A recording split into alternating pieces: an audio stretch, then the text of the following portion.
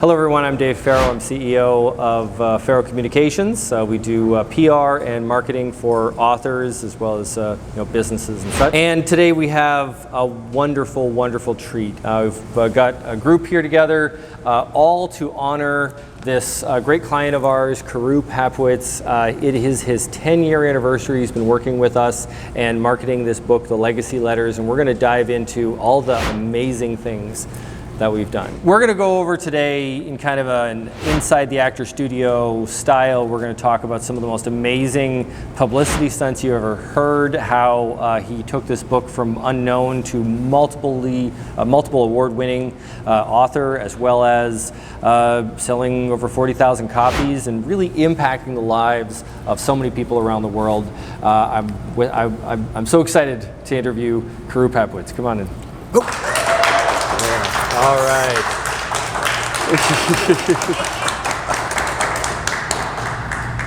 This man is also known as the Philosopher Cowboy.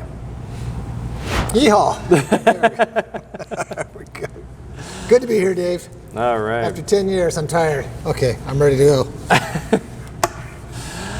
So, Carew, we've been working with you since the Legacy Letters began. Yeah. And I want to take us back to that time to tell us how it all began. What was in your head when you were first launching the book?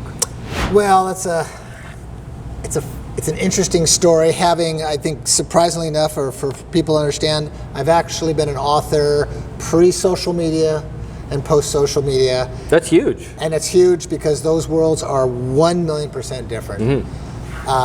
Especially in the publicity realm, and the marketing realm, and the distribution realm. Mm-hmm. So when this book first came, when I first brought it out to agents and whatnot, I had about 30 or so agencies look at the book and they said, wow, we love this book. And I said, well, how come you're not picking it up?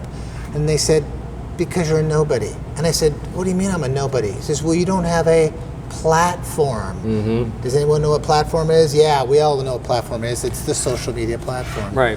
So it's this catch-22 where you can't get published because you don't have a platform, but you can't get a platform because they won't let you get published. Bingo. Yeah, exactly. And so I go, oh, you want me to have a social media following? And I said, okay. And so I had to make a decision because I really wanted to die without a Facebook page. And it looks like that wasn't going to happen. So I made a deal with the devil, and it says if I was going to lead, if I was going to dance with the devil, then I was going to lead.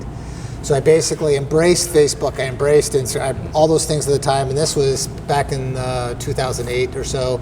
And after that point on, I was able to garner something like 40,000 followers, 2 million views, 7,000 subscribers, so on and so forth, which really helped to sort of propel the voice of the book and myself out into the world. So, what would you say helped make that happen? What would you say is the most important thing that an author can have to make that happen? I think the biggest thing, bar none, is you cannot do it all by yourself. I mean, and that was when my journey began to find you. And I have to tell people, it says, well, how do you find a publicity firm? How do you find somebody? It really wasn't that hard because when you look at everybody else in the universe, and I've really got to give a glowing to Dave. No, Dave has been in the hot seat with interviews all his life. And when you look at other publicity firms, and they don't, right? I mean, you've done it, and I was like, I'm impressed. The guy walks his talk, and so that was to me the most important thing, getting a team together, that this guy's going to be able to, tell me he rides the horse, I can ride along with him. Awesome. I'll pay you later for that, that shameless plug here. Well, actually, one of the things we should mention is talking about your branding. When you first started out, you were trying to be everything to everyone, right? Yeah. And take me back to that conversation that we had about how can we get above the noise. Every year, thousands of books are published. There's tons of new authors out there. How do you get above the noise? How do you get recognized? Yeah, and thousands, 2 million. Right. 2 million. That's and that's not the self-publishing industry. Yeah. That's another 2 million. 4 million books. How do you get above that with all the media and everything that's going on?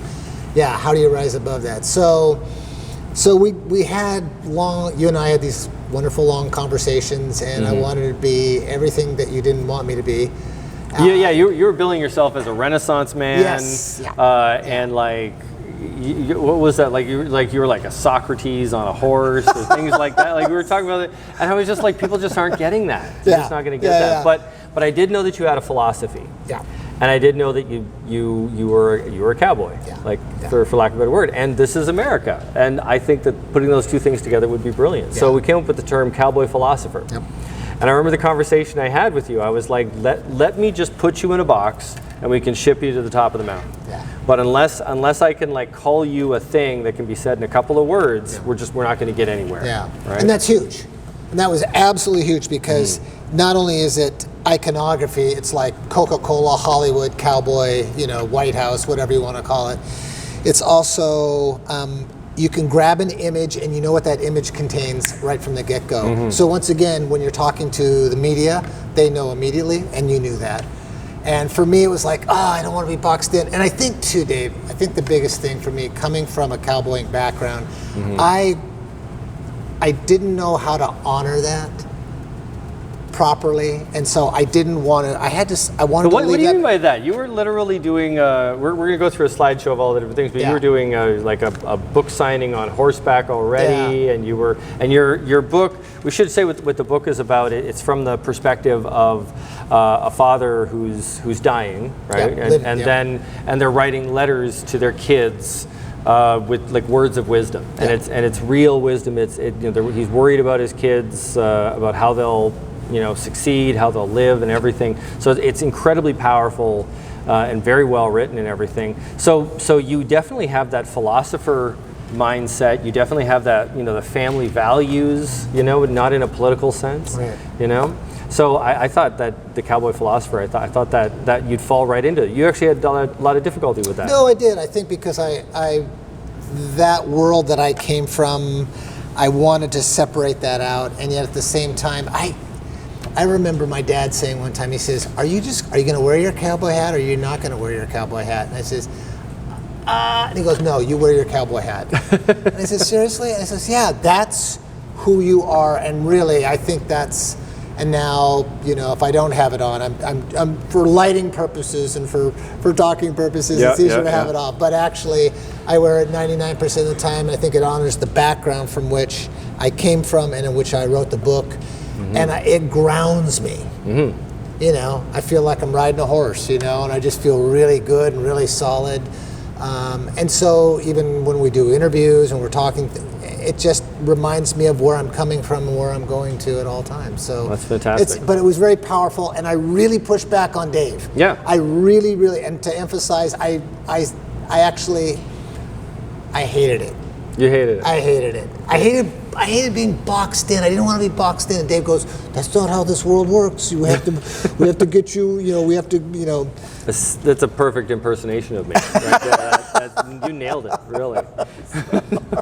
So actually, what you were saying about, that you were worried about how you come across, and you want to be authentic, but then you were kind of trying to hide your cowboy self. You were trying to put on a front, right? And one thing I've learned in years of doing this is that the more authentic you can be, the better. So this actually leads to our next question: is many people think of publicity as and selling as the same as selling out, right? So how did you find balance to be authentic but still still sell some books? That was hard. I think where the book came from. I should give a little bit of a background on where the writing of the book came from, because I used to work in Hollywood. I used to work in the feature film industry, and I sort of saw the bright lights and the fast pace of life, and people making a lot of money and being really miserable. And I was like, God, I don't know if I want to remain in this. And so I started taking these long drive-abouts throughout the West. And I ended up on this, and I like to call them, it's a 3-bar town because there's 2 bar and 1 bar. So 3-bar meant that I should probably stay there because I ended up going back to my roots. My grandparents had a small ranch when I was growing up, and it was fascinating that if you're going to have a midlife crisis, have it early. So I had mine early, and it was good. And then I'm out there on this ranch. You couldn't see a light to save your life, so far from the mountain crowd. And I picked up the pen. I hadn't really seriously wrote in a number of years. And it was fascinating because this thing wanted to come out. It wanted to write itself at a time of life. It was almost a Walden Pond time of life. And thus, when the book came out and people would ask about it, they would ask in such a way that I realized that it was what I had to write about, and the way I had to write about it was a very naked way of presenting myself to the universe. I know it sounds very touchy-feely, but that's what's in this book, and that's what people resonated with.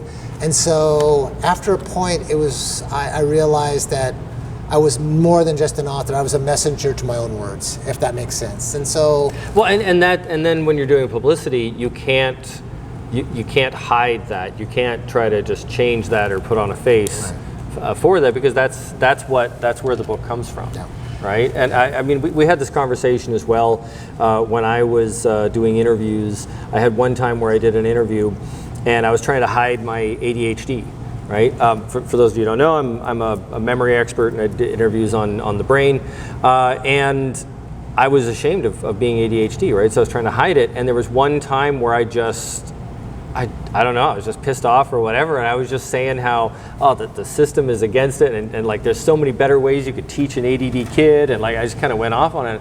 And it was like a radio interview. I think it was like in Minnesota. It was like a smaller market, and I made $8,000 in sales on my website that day. I was like, oh my God, people like me actually talking about the real thing. And ever since then, I was the ADD guy who became a memory guy, right? And same with you is if we were trying to put on a face, make you more Hollywood, then they wouldn't resonate with what you were trying to do with the book, you know? Yeah, 100%.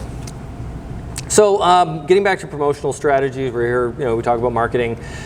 Looking back, what were the most effective promotional strategies you employed for the legacy letters, and why do you think they worked well? Well, so this was interesting. As a result of working with the book, and I love cursive writing, I love promoting it. I was teaching it at a class at our local elementary school, which my son right here went to.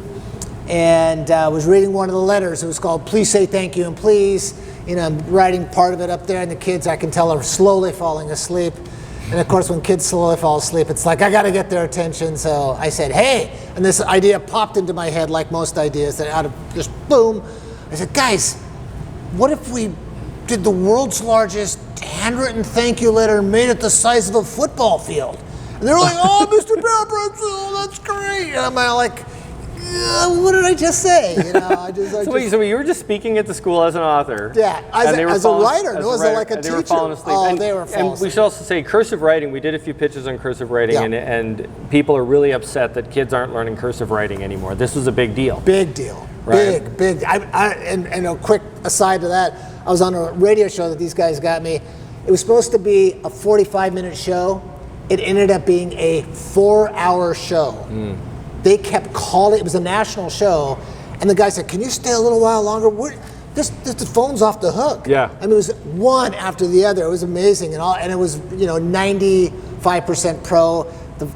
The ones that were against it, I was like, seriously, buddy? I mean, look at what do you call it? Anyhow. Well, tell people, a lot of people don't know about it. I'm a Guinness record holder for memory, and that partially inspired you to go for a Guinness record. And Guinness Book of Records is, every single one of those is a publicity stunt, honestly. Yeah. So say a little bit about the process of getting a Guinness record, what people don't know. Yeah, it's when you go on there, you actually have to say, this is what I want to do. You have to write into Guinness on their website, and you have to say, hey, I want to try out for this record. And then they'll come back and they'll say, after, like 6 weeks. Yeah, 6 weeks or something. 6 weeks, 3 months. It takes a while if you're going to do it free. If you're a company you want to expedite, it costs like $700, right? I mean, of course, they've really figured it out. They're really super smart. Well, hold on. I'll get you. Great question. Okay, and then And then they come back and they say, yeah, you can do it. And then they give you a year, and you describe what you're going to do, and then you got to do it. Yes, sir. Question. Since paper comes from trees, how did you get such a big tree? I never thought. You know what? I have to figure out how many trees we actually used in the process, but it was maybe it was 10 trees. I don't even know. It was a lot of paper. And guess what? You're supposed to ask the question, where do you store it? Okay, thank you. Thank you, audience members. Thank you. Where do you store it? Yeah, it actually folds up into this, it's like a... It's the size of a small car. Yeah, it's like, right? It's like this, and we've got it in a mattress cover, zipped up, so it protects it.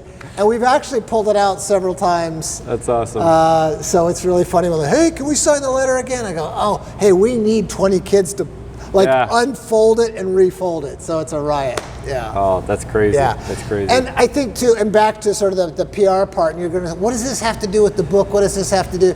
That's the interesting part that we don't do. Yeah. Yeah. So from a marketing perspective, one of the best things that you can do is to find, because when you're an author, you're nobody, right? But tie into things that are bigger than you. So a Guinness record is a great one. I use that as well. And one of the things that I wanted you to mention also is the reason why you had all the officers there, the agents, all that stuff, is you can pay the Guinness Book of Records a bunch of money to show up and fly from England. You got to pay all expenses paid and all that. Or it's like $10,000 all in, right? Yeah. Or you can follow their rules and you can use local officials. I use teachers, superintendents, that sort of thing. You use police officers, and so that's why he had cops at his event. He wasn't breaking any laws, you know. But yeah, and they all have to sign. They all have to, and as long as you follow all the rules, you're basically guaranteed to get the record. But it's a lot of rules. You had to have like footage of this, right? You're filming everything constantly. Yeah, the measuring tape. The architect we had an architect there. So, this is official. Yeah, it was serious. Because that's right. Yeah, for the big ones they have architects. Yeah, I forgot about that. Yeah. Yeah. Oh, it was wild. I feel good that my record's all in my head. So actually, this is a really good point. Well, actually, let's continue on with the slideshow. We've got a bunch of other events that we've done. The book balloon launch. Yeah. Once again, you'll notice that crazy guy there. So what's a book balloon launch? It was called the Great Legacy Letters Book Balloon Launch. And the idea was, and please ask me where these ideas come because I have no clue. Basically, one night popped in my head, I go, God, wouldn't it be cool if you could send this book aloft in a balloon and have it land somewhere and have someone pick it up. Like a message in a bottle. Yeah, thank you. Perfect. Yeah, exactly. Yeah. So... And we should also say that the balloons were biodegradable and all that. We followed all the rules right, but it was this really amazing thing. Well, the funny part is, okay, take this book. All right, it's a light book. All right, so my whole idea was to send these books out just like this. Yeah. And so my wife, who is the helpful prognosticator of all that I do, or level-headed. Level-headed, yes. Yeah. So we get a bunch of balloons. We're trying to figure out how to make this easy for kids to do, right? Because the devil is in the details, right? So we get 10 helium balloons. I figured, that's way too many, but we'll just have some. And we'll just put it in a Ziploc bag and we'll tie it together. So we got 10 helium balloons. Not a budge. God dang, all right. It's like the movie Up. Right.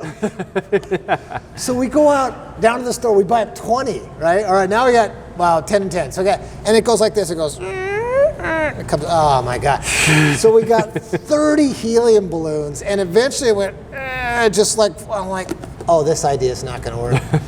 So I got with my designers and stuff, we created a miniature version of the book. God's Honest Truth, microfiche version of the entire book on a piece of paper this big, folded over, and then we created a deal on the website where when the book floated, there was a number on the back of the deal that kids could put on there, a number like a 1, 2, 3, 4, 5 when they signed up for it, and the book would float away. Someone could find it, go back to the website, put the number in. You could see how far the book traveled. Yep. Right. Really. Super cool idea, a lot of logistics to it, but the best part was When that thing launched, those kids went nutty. I mean, and this was, we did this in like 7 or 8 cities. They loved it, yeah. We had a map on the, I remember because we made the website, and so we had a map on the website and everything to track it all, like it was NORAD, you know? It was crazy. And people were like, this is nuts, but kids would just blow up, right? I mean, you were some of those, and yeah, it was crazy. So again, why did we do it and how to bring it around? I think part of it is, it's like one of the central themes, probably the central theme of the book is to live life to the fullest. And so my idea was, how do we walk that talk? And then it was like finding the secret sauce. Yeah. It was so cool. It's like, whatever you do, it's like, oh, guess what? It's in the book. What do you mean, what's in the book? I got to read this book because if this guy's doing this, what's going on in there? Every major viral marketing campaign, everything has started with like just some sort of big idea. Yeah. So yeah, let's keep on looking at a few others here. Yeah, as you see, we got on the Kelly Clarkson show. She was very sweet. This one is when the drones were carrying the book. So talk a little bit about what happened. We're having So this was an early on idea. This was actually God's honest truth, we did the first drone-delivered book in the history of mankind before Amazon. Yep. And we did it, and the man beat Jeff Bezos. Yes. we got to do the 10th anniversary of that coming. There you go. And I actually did it on the. We did it with a drone. We did it on horseback, and on the horse that I used to cowboy on. Yeah, the drone actually flew out, and you caught it on horseback. Which just to add an extra level. Yeah, and a drone, as you guys know, sounds like a swarm of bees, which is a really great thing to have when you're on horseback. And this horse was like, the horse is and terrifying. I was trying to clip the book on there, thinking I was going to get bucked off. And anyhow, we flew at 30 miles, and we delivered it successfully. So, and the whole thing was a fun, tongue-in-cheek video we did about the world's first drone delivered book in the history of mankind. There's a huge, gigantic contest, and if you go to, guess what, Carew Tube, you can find it on there. It's one of the videos. And here's some famous people that you've gotten your book with there. Yeah, this is the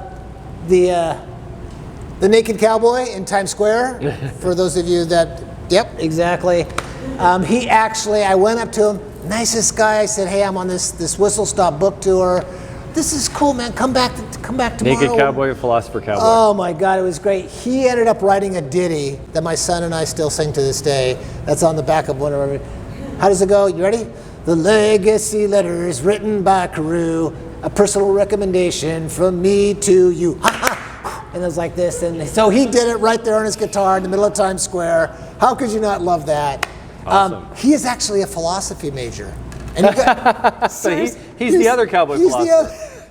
And he got $1 million deal from Haynes. There you go. Yeah, so I thought, you know what? I'm in the wrong part of the philosophy market here. Oh, so. you're good. This was a Stomp Sign. We did a book signing, the first ever book signing up in Washington State. We gave, and here's another interesting thing. For every event of this nature that I would do, we would combine some charitable foundation that we would give the money to, both for the idea that I always just like paying it forward. I think it's great. This went to the Seattle Children's Hospital, but at the same time, they'll come back and say, hey, this guy's doing this for us. This winery wanted to be part of this, and it was a lot of fun. So I'm stomping grapes, signing books, drinking wine, not necessarily in that order. And it was a fun time. And it was, yes, some people. Oh, it's stomping grapes. Yes. But you know what? We could. Let's keep it going. What's the next? This was the first ever book signing on a glacier. This was up in Alaska. We got Bon Voyage Travel and Princess Tours to back us up. Now that's another interesting aspect of the marketing, is getting corporate entities to back you up, right? Back your play. Due to climate change, that glacier is no longer with us. I don't know. We had to get on it fast. I'm sure it's still there. I'm sure it's fine. Well, this one was not. All of these, especially, that's another one we're going to do. They're all tricky. Yeah. Because especially if they're a one and done, and you're going up to Alaska, and you're going to do a book signing on a glacier. So again, my family, my producers and directors for everything I do, we're on the Princess Cruise Line. We got a bunch of people that are going to go with us. We get into the helicopters, and I'm like, oh, I hope the weather's great. It turned out to be spectacular weather. We flew up on we get out. We've got a drone. Drone doesn't work because why? It's frozen. Show goes on. Doesn't matter. You're still signing books up there.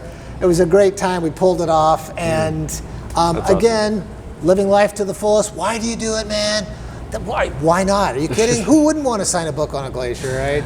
So, Lex here had a question. Yes. What's your question? There was a picture of I think it was a Christmas chicken. a Christmas chicken. Yeah, Christmas chicken with antlers. How was Christmas chicken famous? This is a restaurant near where we live that we know the owners. It's been around 80 years, and every year Santa Carew goes and gives away toys, and there he is, and love it. yeah, Santa got really thin there. What's the next slide? We were talking about fathers? Yeah.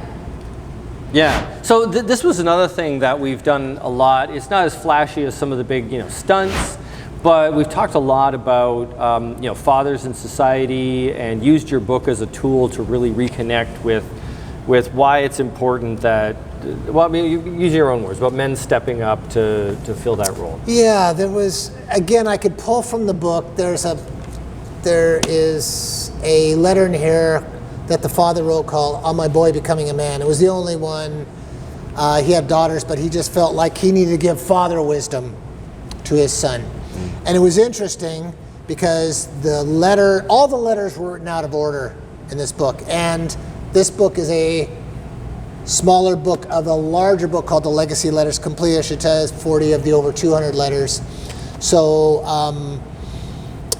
the last letter I wrote over however many years, 6, 7 years it took to write the larger book, was this one on my boy becoming a man. And I had troubles finishing it, and I realized that I was watching my son, and he was there, and he's right here 17 years later, but he's in his little chair, or little crib or whatever, and I said, God, I'm having trouble writing this. Can you help me out? And he goes, and he screams at me. And I go, oh, you want me to write it to you? So that became the secret binding sauce for that particular letter. Mm-hmm. And it's been a great influence on a lot of fathers and a lot of people. Yeah, no, thank you for saying that. Yeah, no, it's a powerful, and again, one of those letters that really resonated deeply because it was to my son. And then we were able to run with that. Again, almost we could take anything from the book and run with it in whatever direction we wanted to. Well, and that's really what comes to this question. Yeah. So when we get back to the heart of the book and the heart of being an author, right? I've encountered this a lot dealing with authors all the time. There's a feeling of imposter syndrome, like, oh, I don't deserve to be a top author. I don't deserve to be on this show. Anytime people go on TV shows, it's like, I don't deserve to be here. And when did you become that? Like, when did you get over that? When you became kind of a man on a mission, realized that you were onto something? Yeah. I was at a book signing at the Barnes & Noble in Flagstaff, Arizona. It was a beautiful day. My son and wife were out skiing, and I wasn't. And no one was in the bookstore, except this mother and son, teenage guy, was on his phone, walking around. And I'm yes, I'm gregarious. Can you figure it out yet? So I'm telling people, I bring them over. They're all the way across the book. Come on over. Oh, come and meet the scary author. So they come on over. And I tell the woman, says, hey, what's your book about? I tell her, she says, that sounds interesting. And I says, let me take the interesting knife out of my back. She laughs. We have a moment. And then an epiphany. I said, you know what? See this? I'm going to guarantee this book. And she goes, what do you mean guarantee? I said, I guarantee if you pick up this book, turn to any page in it, you'll turn to the next page, or I'll give you your money back. Yeah. And If you read any page, if it doesn't make you be a page turner, Right, then okay. I don't want you to have it. Yeah. Well, no, I'll give you your money back, Yeah, right? there And you she go. hadn't even bought any books. Yeah. So that was right. And and then the kid was on his phone. He says, "And you too." So he's okay. So he picks up the book. She puts it down. She says, "I'll take 2." I said, "What? Yeah. Oh, really? Okay." I was just stunned. Yeah. So she goes over, pays for the book, and the kid is still reading the book. And I'm just stunned. And I said, "Hey, I gotta interrupt you." I said, "But tell me, why are you reading this book? I mean, I didn't think you'd do it, and I appreciate you doing it." He looks me dead in the eye, and he goes, "I don't have a father. I wish the guy in this book were my dad." And I mean, even now, yeah. And at that moment, to your question, I was not the author of this book anymore. I was the messenger to getting these words out for people like that kid from there on. Because it's needed. Yeah, and that's an interesting thing. You're not just promoting right? yourself. Yeah. You're meeting a need, and that's really, I mean, not to bring it back to dollars and cents, but that's when marketing works. Yeah. You know, so many people think that when they want to do marketing, they're gonna push out a product, and they've heard all these stories of Steve Jobs or whoever who just was this genius and just pushed this thing out and everybody loved it. But really, it's more about listening to what people want. And filling that need. It's more like filling a vacuum is the ultimate marketing, not pushing a product. No, that's perfect. Yeah, yeah, absolutely. So what kind of challenges, as you look back on the last 10 years, what challenges did you encounter and how did you overcome them? A big one especially with books, and especially with hardback books, is distribution. You got to have the books out there. They got to be in the bookstores. You need distributors. Yeah. And all right, so you've got the books distributed. Then what? Then you got to market it. Then you got to put the PR on it. So I like to say that distribution is the engine, marketing are the pistons, and PR is the gasoline that makes that baby run. Because I'll tell you what, I've been in those situations where we're getting a great PR situation and the books aren't there. And I'm calling in going, where are those books? Where are those books? This happened to me back in the 80s when I was doing pre-social media. And a major paper like the Philadelphia Inquirer was going to do a book review or something. It was going out, and I'm going, are there any bookstores that are carrying this? No. Well, how long is it going to take them to get there? 2 weeks. I go, too late. I'm done. Boom, it goes off, they read it, and at that time you couldn't download a book. Right. But the other side of that was before we were working with you a little bit, because we're a bit more organized. Yeah. But that is actually part of the strategy sometimes. You can't, the distributors are the same sort of catch-22. We want you to have a platform before we'll promote the book, but we can't promote the book unless you have a platform. Like, you can't get that, or you can't get the platform without them promoting. So when you do an event, then in that local area, they can start holding your product and holding your book and promoting it. So that's a way to get past that. So anytime you encounter these challenges, just try to look at it from the other perspective. Huh? Yeah. That makes sense. Yeah. So I want to ask you, how did you stay relevant as an author once your book was past the 90-day mark? We're talking, been 10 years as an author here. You're past the 90-day mark. I don't know if you know that, right? And for everybody who doesn't know, in the book publishing world, in the PR world, 90 days seems to be like this golden window where a lot of publicity would be done. If your book is over 90 days old, then it's going to be really hard to get a book review in something like Inc. magazine or something like that, right? If it's a business book. However, there are some ways around that. So how did you get around that? Or how did we get around it? How did we get around the 90-day mark? Well, first of all, when you're an author, and especially with bringing out a book, you don't want to do the famous publisher's date. It comes out, and then it's the famous calm after the storm. Right. The calm after the storm is like, now what do I do? You need to do that 6 to 9 months ago.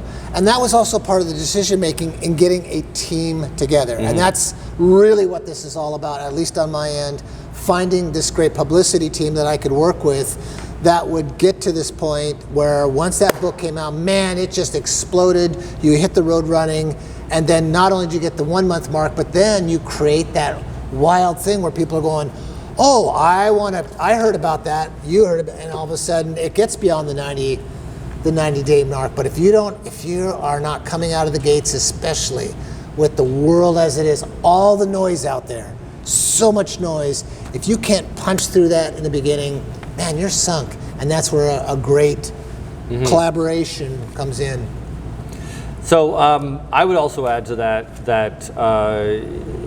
the reason for the 90 days is because publishing a book is news, and the media wants to cover news. It has to be new. That's part of what news is. But after that 90-day mark, they can still cover it. It just has to have something new. So when we tie into Father's Day, which wasn't too long ago, or we tie into a publicity event or some cool thing like a Guinness record or something, then we're kind of making the news so that we can get in the news again. Yeah. Right. Yeah. So that's the thing. So as long as you can be interesting, then that 90 days doesn't matter. Doesn't matter at all. And they don't ask about the age of the book. Yeah. One iota. They don't care. It's like, oh, it's brand new, because you haven't saturated, unless you're a bestseller like a Stephen King and you've saturated the market. It doesn't matter at that point. You are still brand new to all these people. So now we're going to kind of come back to the beginning here. You're talking to other authors for the first time, and they're thinking their book is going to be published in the next 6 to 8 months. What advice do you have for them to do right now to prepare for that book launch? What do you do way ahead of time? I did a series of talks on how to get the author out of the author's cave.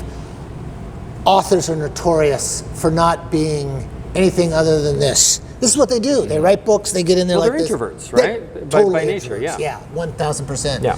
So, but I gave them a one sheet, and I said, look, you just have to get your name.com and or your booktitle.com, a few other things. You don't have to, what I call, feed the beast. I don't know how to do social media. I go, yes, you do. You have a child around you. Just grab a child, any child, they'll show you what to do, and they'll figure out what to do, and do something. It doesn't even matter what you do, just put a couple things out there, but start the process the 6 to 8 months before. And then if you're fortunate enough to find a team, and you cannot do it all. No. You can't, I cannot stress it, especially when you hear people, well, I did the marketing, I did this, I did that. God, oh, yeah. You're exhausted. And you sold how many books? 57 books? Oh, okay, yeah. How's that working? No, a team, and thank you very much for the compliment, but a team is so important, and putting together a bigger team is absolutely key. It's one of those things, like, even I've had projects that should take 6 months or so, but because I need an editor or I need the right person involved, it's a couple of years can go by. Yeah. So if anyone's struggling or really stuck, then ask yourself, are you working with the right people? Is there anyone who you can work with that can get you there? Yeah, very much so. And think about this. Think about the years it usually takes to bring a book out or a product out or whatever it is, and then you're shortchanging yourself at the end. You're like, oh, I'm not going to put a couple grand into it, or whatever the case may be, to really make this thing, light it on fire and gas it up, because if it doesn't get the trajectory to get out of the atmosphere, it's just going to get swallowed up by everything else in the universe. Hey, do you remember this? This is after your old-fashioned whistle stop tour? Yeah, that was great. Yeah. Now, there's a really good story about that, right? You went we had a stop along a train tracks, and we did PR along each, every major and minor city, and a couple little things. It was a whole bunch of little things you got in terms of publicity, but then that helps you get a deal with distribution through Costco, right? Costco, yeah. Costco ended up picking up the book. They heard about that, and it was how many cities? 13, 14 cities over a 3-week period, doing books on the train. Signing books on the train, and they were impromptu. Yeah. Yeah. They were just just like surprise. We're having a surprise. I'm an author. Yeah. Yeah. They're like, huh? What? So So we ended up doing that, and that was a lot of fun. And then get off the train, go do a book signing, stay overnight, come back on the train, go back and forth. And it was the first modern day whistle stop tour since Mark Twain. So I'm in good company. Yeah. We wanted to do it on the other parts of the U.S., but it was a lot of work, a lot of expense, and it petered out. We couldn't. It's just like talk about a team. You know, you're trying to coordinate the books being there. Oh my! And I'm carrying books with me and posters, and it was crazy. And we got to the end, and it's like. But it's also a good example of, like, you know, we didn't get like the Today Show or something, like no one big thing, but it was a bunch of little things, and then Costco was like, let's take your book, and that covers huge stuff. Yeah, huge. Yeah. You get a question? Oh, okay. Well, I guess we're just wrapping up anyways. Yeah. But I want to thank you for 10 years. Thanks, Dave. Beautiful 10 years. It's been great. Great. Can the book stand? Book stand. Good.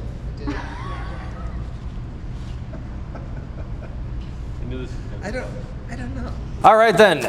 Adieu, and without any further ado, we will get started. Terrible joke, but I'm a dad. I get away with it. All right. So I'd like to open up to the floor a bit, and if anybody has any questions, let me just put this over here. Yeah. Yes, sir. So out of all these marketing campaigns that you've been doing, which one do you think is the most effective? You had got the most either engagement or I don't want to tie to sales, but I guess the most engagement. And then what was the one that you had the most fun with personally? Phew. And you can answer that one first. Yeah, no, I think the National Thank You Letter Day was huge. I mean, especially ending up on the Kelly Clarkson show. That was in terms of big and still getting bigger. Yeah. We were just in Washington, D.C. talking to our senator who's interested in bringing it out next year to put it on the National Mall. So it still, has legs. In terms of fun, oh golly, they're all sort of fun. More fun than not. Do you have one that's more fun than? The glacier was fun. I love the story of the getting the drone on the back of a horse, because I thought you were crazy doing both of those two things together. Oh my God. And then I heard that a drone sounds like bees. That's fun for me to hear. It must have been stressful for you. Yeah. So there's that whole other YouTube series, the first ever book signings, and that was, thank you for bringing that one up, and that was the first ever book signing on a horse, and we did a digital book signing that was in front of Costco, so that sort of started that one. First ever Stomping Gray. Stomping Gray, first ever on a river raft. Oh, Mount St. Helens. Yeah. Oh yeah. Yeah, that was part of the Northwest First Evers tour. Gosh, there's so many. And these guys were able to get a radio station, and we did it live from the top of Mount St. Helens. And at that time, the phone service wasn't that great. They were not so keen on it at first. They were like, "Are you sure we're gonna get reception?" I'm like, "You'll be fine." Yeah, and I'm walking around the edge of the crater. You're like, you'll be fine. Yeah. And so. Yeah, and I had to get behind this rock, and I'm like, "Are you seriously?" "No, I'm seriously talking. See, look at." No, and I didn't. Lex has got a question. What do you got, Lex? When I heard about the thing about the first ever book to be signed on a glacier, I kept on thinking there's so many people on Earth that had they couldn't have been the first people to sign. So you're saying that, just so we get on audio here, so when you heard that it was the first ever book signing on a glacier, you thought, well, there's so many people on Earth, how is it possible that was the first ever book signing on a glacier? But talk about that. There's a lot of firsts. Yeah, no, that's actually great question. How do you come up, with something that hasn't been done? Well, guess what? Authors don't think of this stuff. They don't think of this stuff. And this author does. And this author, once again, if I did it and I went up there and signed a book and it didn't get out, then it's because I didn't have a team. And back to Dave and to Arden and to the group. Well, we really appreciate you and really appreciate the last 10 years. And here's to another 10 years, yeah, right? You got it. Sounds All good. right. Thank you very much. Thank you, man.